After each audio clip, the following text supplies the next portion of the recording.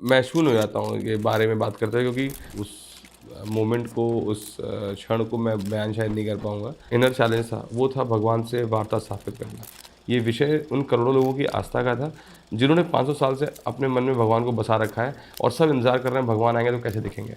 मज़े की बात ये है कि जो सबने हम लोगों ने मिल के सोचा कि ये बनाना चाहिए, वो पोशाक सुबह अवेलेबल नहीं था। आप सिर्फ़ निमित्त मात्र होते हैं, आप सिर्फ़ एक साधन होते हैं।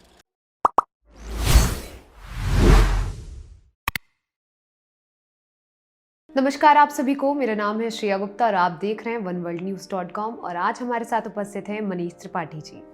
मनीष त्रिपाठी जी काफ़ी जाने माने फैशन डिज़ाइनर हैं। इंडिया में उन्हें कई सारे अवार्ड्स भी मिले हैं बेस्ट फैशन डिज़ाइनर के। तो आपको बता दें, अगर संक्षिप्त में परिचय की बात करें तो मनीष जी ही वो व्यक्ति हैं जिन्हें रामलला के वस्त्र तैयार करने का सौभाग्य प्राप्त हुआ था। वैसे तो मनीष जी ने इंडियन क्रिकेट टीम और इंडियन आर्मी की यूनिफॉर्म्स भी तैयार करी। इन्होंने खादी इंडिया के साथ भी वर्क करा है और निफ्ट में भी पढ़ाई करी है। तो मेरा पहला प्रश्न सर आपसे ये है कि जैसे आपको अपॉर्चुनिटी मिली थी, भगवान के वस्त्र बनाने की बात हुई थी, तब आपको कैसा फील हुआ था, क्या रिएक्शन था, एंड ये अपॉर्चुनिटी आपको कैसे मिली? देखिए, ये तो किसी भी साधक या श्रद्धालु के लिए एक चमत्कार से बढ़कर एक बॉबी हम सब अपने अपने दिनों में, अपने अपने दिनचर्या में प्रभु की पूजा अर्चना करते हैं और उम्मीद करते हैं कि भगवान हमारी बातें वो कहीं ना कहीं सुन रहा होगा। तो मैं ये कह सकता हूँ कि जो प्रार्थना मैंने भगवान के चरणों में अर्पित की हुई थी सालों से, जब उसको फलीभूत होते हुए सुना, देखा, तो उस मोमेंट को, उस क्षण को मैं बयान शायद नहीं कर पाऊँगा।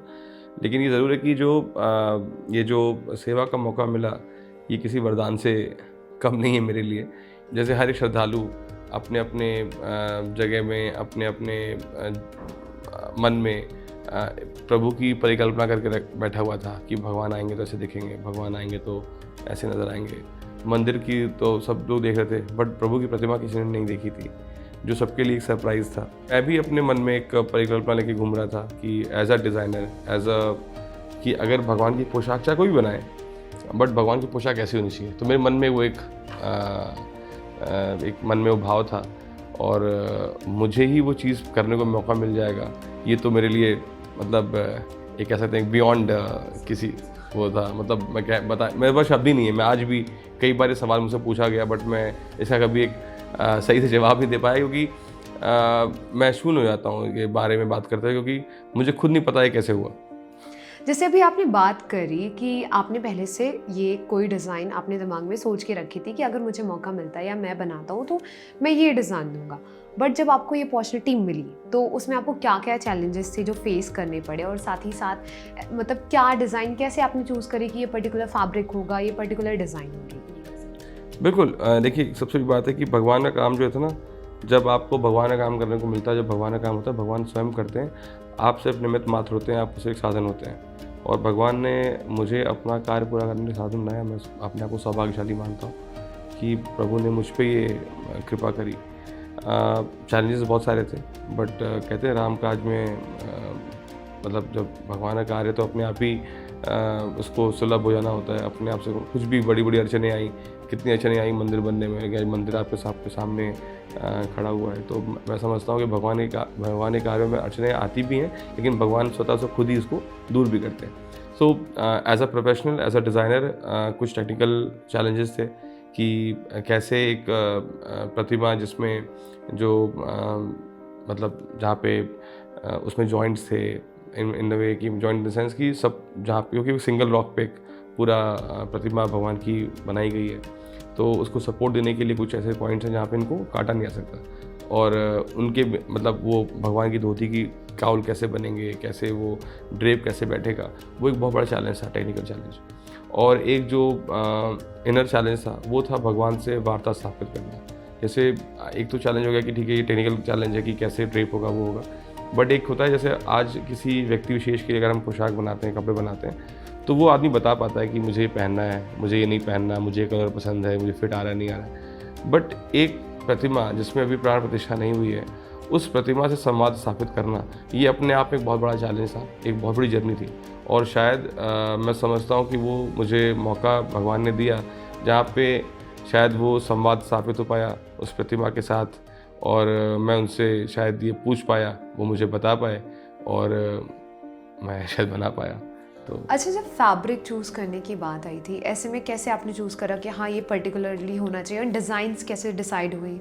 देखिए बेसिकली क्या है, ट्रस्ट के माध्यम से ट्रस्ट का अपना जो उनके एक नॉर्म्स एक नियम थे, उनके हिसाब से एक हमें कलर कोड्स बताए गए थे, हमें ब्रीफ दिया गया था कि प्रभु श्री राम लला हैं और वो 5 वर्षीय बालक हैं, राजा पुत्र हैं, कोमल हैं, है ना, और मर्यादा पुरुषोत्तम है। ये हमें एक ब्रीफ ट्रस्ट के माध्यम से दी गई थी। साथ ही साथ ये विश्वास भी दिया गया था कि आपको ये कार्य सौंपा गया है, आप इसको अच्छे से करिए। और तो एक जिम्मेदारी का भी वहाँ था, बिकॉज जिम्मेदारी सिर्फ क्योंकि ये विषय सिर्फ डिज़ाइनिंग का नहीं था, ये विषय उन करोड़ों लोगों की आस्था का था जिन्होंने 500 साल से अपने मन में भगवान को बसा रखा है और सब इंतजार कर रहे हैं भगवान आएंगे तो कैसे दिखेंगे। तो हमारे बस का तो था ही नहीं कि हम चूज़ करते, हम कौन होते हैं भगवान को पोशाक बना के देने वाले। तो रीज़न क्या था कि जब ये कलर डिसाइड हुए कि सोमवार को भगवान सफ़ेद पहनते हैं, मंगलवार को लाल पहनते हैं, बुधवार को हरा, बृहस्पति को पीला, शुक्रवार को क्रीम कलर, सैटरडे को नीला और रविवार को पिंक पहनते हैं। लेकिन प्राण प्रतिष्ठा का दिन था, अनुष्ठान का दिन था, तो हमने पीताम्बरी फैब्रिक भी यूज़ किया, जो कि काशी में विशेष रूप से बनाया जाता है। इसका हज़ारों साल का इसका इतिहास है, जिसमें असली स्वर्ण और चांदी के तार लगते हैं सिल्क और कॉटन के साथ में। तो हमने पीताम्बर वस्त्र यूज़ किया। जब ये वस्त्र हमने क्योंकि ये वस्त्र मैं अपने बिहाफ पे एज अ श्रद्धालु तैयार कर रहा था, जब तो मुझे काम नहीं मिल रहा था तब भी। जैसे मैंने कहा ना कि एक मन में एक परिकल्पना थी कि भगवान को ये पहनना चाहिए, तो मैं अपने तरफ से एक भगवान के लिए वो वस्त्र तैयार कर रहा था, बिकॉज स्पेशली वीव्ड फैब्रिक है। लेकिन जब ये कार्य करने का मौका मिला तो ऑब्वियसली आपको मैं कहूँगा कि भगवान को मैं एक लेकर आऊँ, बोलो पहन लो, तो नहीं चलेगा ना। भगवान को भी ऑप्शन चाहिए दिखाना। मतलब मुझे लगा कि ऐसा होना चाहिए कि एक चयन करने में आसानी होगी, क्योंकि मैंने ये मान रखा है कि मैं भगवान के लिए बना रहा हूँ। तो अगर भगवान 5 साल के हैं, बालक हैं, तो बिल्कुल मुनासिब है कि उनके पिता ने मुझे काम दिया होता, राजा दशरथ ने काम दिया होता, जो चक्रवर्ती राजा हैं, तो वो थोड़ी बोलते एक लाओ एक बना दो। वो तो बोलते ना कि भाई मेरा बच्चा है, इसके लिए बेस्ट बनाओ जो वर्ल्ड में बेस्ट हो। तो उसको ध्यान में रखते हुए मैंने एक प्रॉपर अपनी स्टडी करी, अलग अलग फैब्रिक्स में और सारे ऑप्शन लेकर आए। जब ये तय हुआ कि पीला पहनेंगे भगवान, पीताम्बर ही पहनेंगे, तो मैं येलो के कई सारे ऑप्शंस लेकर आया। तो ये पीताम्बर चूज़ करने के टाइम तो आप लोगों ने चूज़ करा, कोई पर्टिकुलर टीम थी कि हाँ पीताम्बर सभी लोग एक अपना गहन चिंतन मंथन डेली होता था। हम अरुण योगीराज साथी में थे, वो उनके साथ मुझे काम करने का सौभाग्य प्राप्त हुआ और हम लोग एक रूम पार्टनर्स थे। उस समय जब बैठे हुए थे तो एक तरीके से सबके मन की इच्छा, सबके मन का भाव यही था कि बेस्ट होना चाहिए और जब देखे तो बेस्ट लगे। बट हैं तो हम सब इंसान ना, तो मतलब हम लोग क्या समझेंगे भगवान के मन में क्या है। सो कुछ तय नहीं हो पा रहा था उस लिहाज से कि मेरा मन नहीं मान रहा था कुछ, और कुछ किसी मेरी चीज़ पे किसी और का मन नहीं मान रहा था।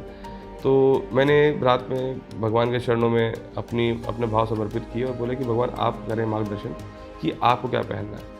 और इस उम्मीद से किया कि शायद कुछ चमत्कार होगा, भगवान सपना देंगे, कुछ दिखाएंगे, बताएंगे ये यूज़ करो। बट सुबह उठे ऐसा कुछ हुआ नहीं।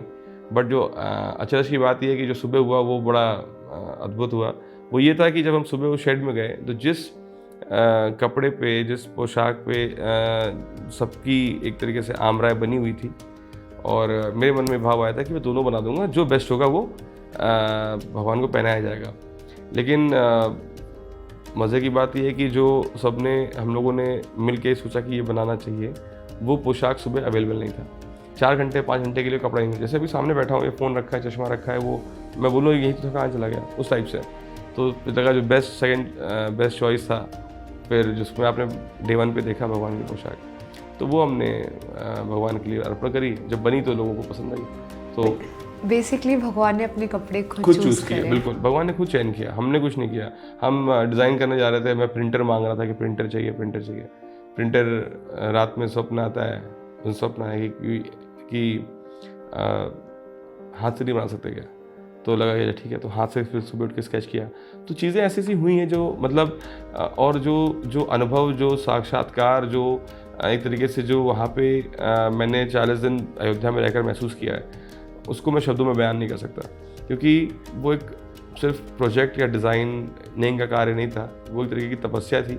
एक तरीके भगवान ने सौभाग्य दिया कि यहाँ रह के मेरे चरणों में, अब मतलब क्या बोल सकता हूँ कि अगर भगवान के चरणों में रहने का स्थान मिल जाए जिस प्रतिमा के दर्शन के लिए मात्र के लिए लोग व्याकुल हैं, आप देख रहे हैं लाखों की भीड़ उमड़ रही है, उस प्रतिमा के समक्ष रहकर वहीं सुबह शाम उठ बैठकर वहीं पे उनके सामने उनके चरणों में बैठ के काम किया हो, तो अपने आप को धन्य मानता हूँ जीवन को, कि जीवन सफल हो गया कि चलो कम से कम भगवान ने अपने श्री चरणों में स्थान दे दिया। इस जीवन में मोक्ष प्राप्त हो गया। बिल्कुल। Press the bell icon to never miss a video from One World News.